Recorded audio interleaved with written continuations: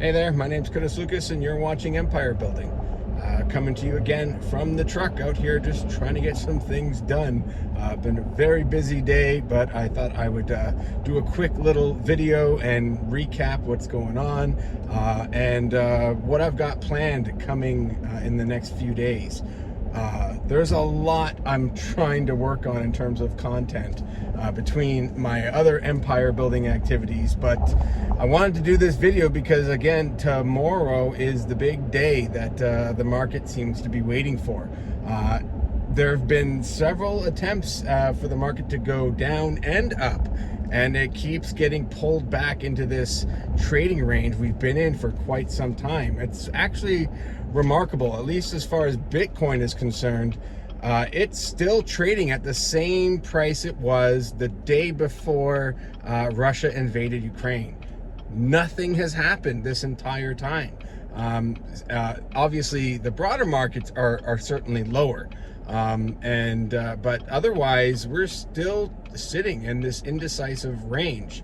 And honestly, there's part of me that does think that that the market might hear something that it likes in this meeting or in this Fed decision when it comes out tomorrow. So somebody's honking. I think we're good. But there's a whole lot that we still don't know. And whatever happens, as far as the market is concerned, for me personally, it still doesn't change my outlook, because even if the market does rally following whatever announcement is made, it doesn't change the conditions that we are in. If the market responds favorably to words that are used, I would treat that no differently than the way it responded to the executive order that was quote unquote leaked. There were nice words in that executive order, but it did not stop Bitcoin from farting huge. The reality is, nice words don't change the situation that we're in. And the thing that I am considering here is the market is still trying to decide whether or not the situation in Ukraine has the ability to walk itself back. And I don't think that that's likely. What I think is more likely here is when we start seeing Russia make notable gains and start occupying some of these major cities in Ukraine, namely Kyiv. When Kyiv falls, then I think that's going to be a real reality check for what we're actually dealing with here. And that's when the real fear, I think, will set in. And I don't see any indication that anything other than that will be the ultimate outcome. It's saddening and it's terrifying. But, despite the fact that the Ukraine military has put up a very good fight, an honorable fight, they have been defending their homeland. And it's been inspiring to see, with their president, Vladimir Zelensky. He has been an inspiring leader to all of us throughout the world. But it's a David and Goliath story, and there's just not, the numbers don't lie. And when Russia decides they're ready to pursue this, which they will, it will fall ultimately, unless the NATO, which they're definitely not willing to do, even to prevent that from happening, that will be the ultimate outcome. And that's when the fear is really going to set in. I hate making a prediction like that, but all signs really that I can see point to that outcome. And I don't think the market fully appreciates that at this time. So we'll see how things, like how long it takes for that outcome to become realized.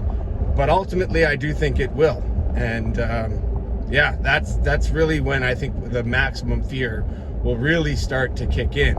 And then on top of that, a number of other unexpected consequences that could surface along with it. there's a lot of uncertainty. I also recognize the fact that, yeah, we're at pretty high maximum fear here.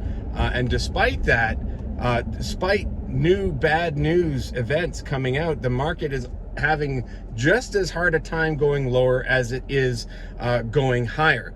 That does seem to indicate that we could be at a turning point where we could be showing signals of a bottom here. I haven't dismissed that as a possibility, but I think the favor still, the probabilities still favor more downside. And it could be as soon as tomorrow, or it might take another couple of weeks. But I'm prepared to forego the potential gains if this is some kind of a bottom. I just don't see how we go from where we are now to new all-time highs.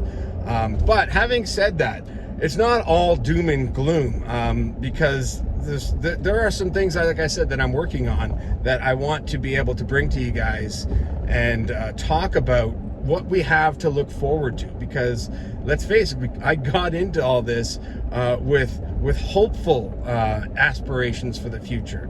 I don't expect that, you know, it's all just going to be doom and gloom for the next 2 years.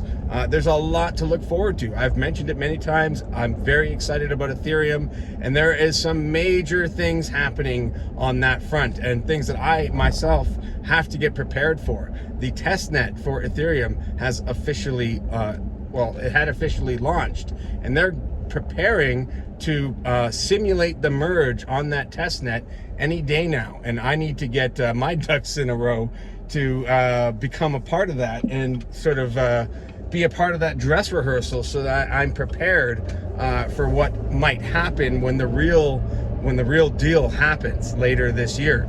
And the fact that this is happening now is a very strong signal in support of the probability that the merge will actually occur in the middle of this year, if everything goes according to plan, if it actually goes off without a hitch, if there are no major issues.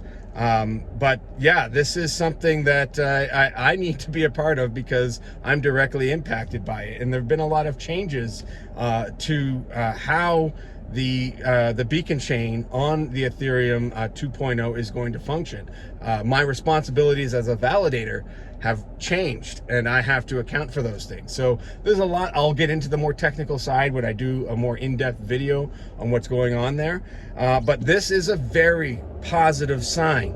And on top of that, even for Bitcoin, there's some signs of hope in the not too distant future as well. And I'd like to talk about that as well. So that could be what really starts to send things substantially higher.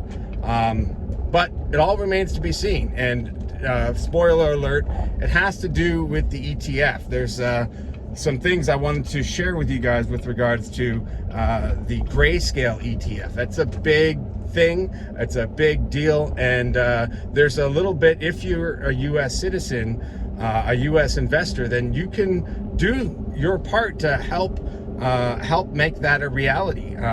So I'm going to share the details with that in a separate video when I get to sit down in the studio and go through that in a little bit more detail. But yeah, that's how I see things right now. Let's just stay patient and let's see how these things develop and how the market responds to whatever language is used by Jerome Powell when he addresses the market. I believe it's tomorrow afternoon, or it could be the morning. Honestly, I haven't even checked what the scheduled time is for his speech.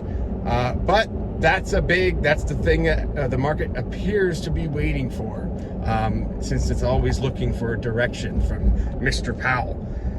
So that's all I got for now. Let's just keep it there.